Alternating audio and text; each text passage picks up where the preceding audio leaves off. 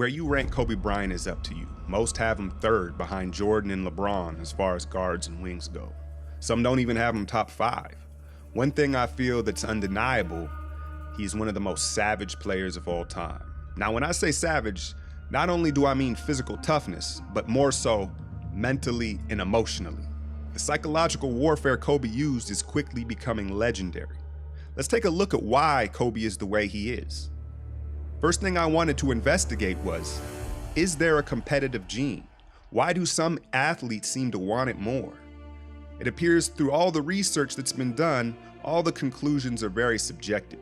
No one has pinpointed an actual strand of DNA that some possess that others don't. And so the nature versus nurture conundrum appears again.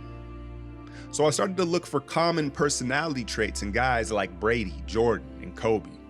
And the first thing that stuck out was they all seem to be difficult people to hold relationships with.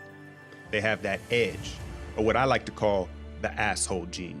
Is this a personality trait they've learned from their environment, or were they predisposed to this trait? Enter oxytocin. Oxytocin's a powerful hormone. It acts as a neurotransmitter in the brain, aka the love hormone.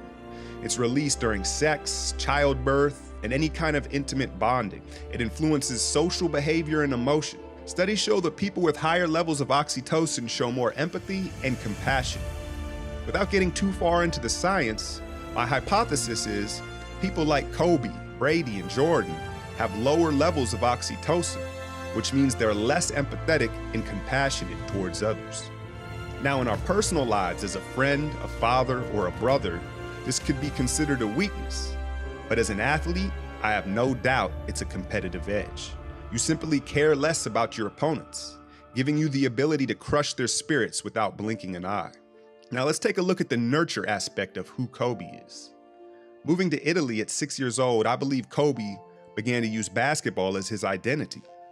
With the success of the Dream Team, basketball was growing in popularity throughout Europe. It was a way for a lanky black kid from Philly to not necessarily fit in, but be accepted, which is what all kids are in search of at that age. By all accounts, Kobe loved his time in Italy, adapting to the culture and truly learning the fundamentals of the game. Fast forward to a 13-year-old Kobe who found himself back in Philadelphia, getting ready for his freshman year. 7 years in Italy, Kobe was nothing like his new peers at Lower Merion. So once again, basketball would be the vessel he used for acceptance. Kobe brought the school state championships every year, but fitting in wouldn't be as easy. Not only is he cut from a different cloth than most, at this point, culturally, he was different from his time in Italy. Though he may not have been conscious of it yet, this is where I believe the Mamba was really born. Instead of trying to fit in, he separated himself even more. This is where he started to alchemize the negative energy into fuel. We all know how far that fuel took him. Did he rely on it too much?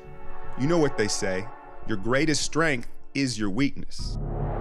A relentless search of specific personal defects that can be overcome as if the achievement of perfection in the present might erase the bad old days of the past. Ultimately, I believe Kobe's pursuit of acceptance is what drives him. And once he discovered the power of his anger and hate, he purposefully created it, even though at his core, he wanted to be loved. As Kobe got stronger and more confident as a lone wolf, he started to prey on the psyche of less confident and fragile players, realizing he could create even more of an advantage mentally than physically. Now, trash talk on the court is nothing new. Most players are accustomed to dealing with that by the time they finish high school.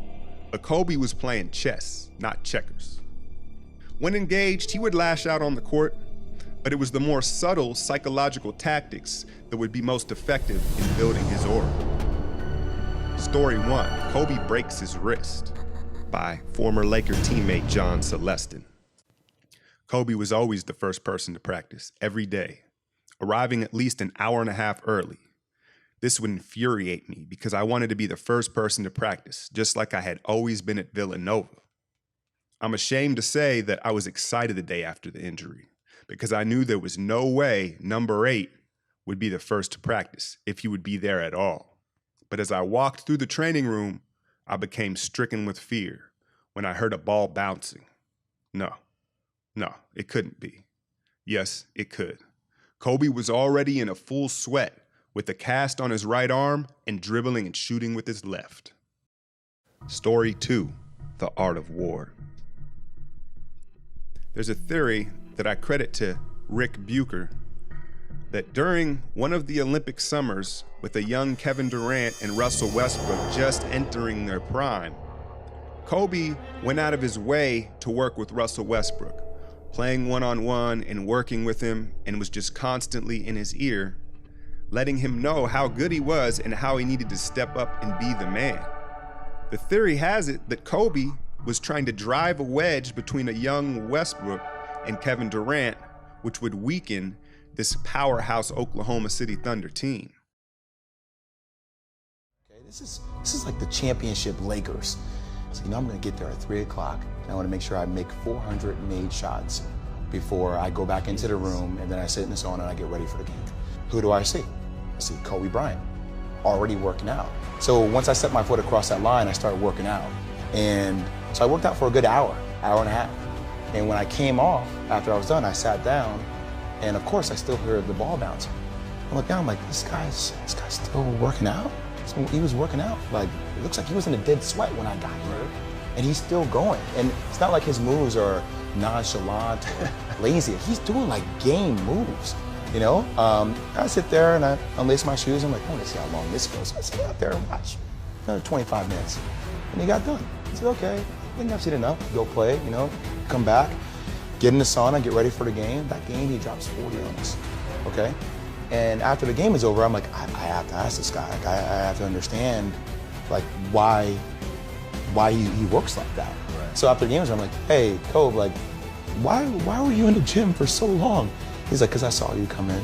and I wanted you to know that it doesn't matter how hard you work, that I'm willing to work harder than you. Wow. Or how about the infamous 40-mile bike ride the night before Team USA started? Now, of course, there was physical benefits to all of this training, but the Jay Williams story lets you know the real method to his madness. Guys were at a psychological disadvantage every time they stepped on the court with Kobe, knowing he had worked harder, went to bed earlier, and just wanted it more. I come back again to my favorite saying, our strength is our weakness. And ultimately, Kobe's drive and crazy work habits led to his body betraying him. Now you see current star players valuing rest over rust and longevity over peaks. A lot of the time in life, though, the further we are removed from something or someone, the better we can appreciate them, especially when we realize we won't see anything like it again.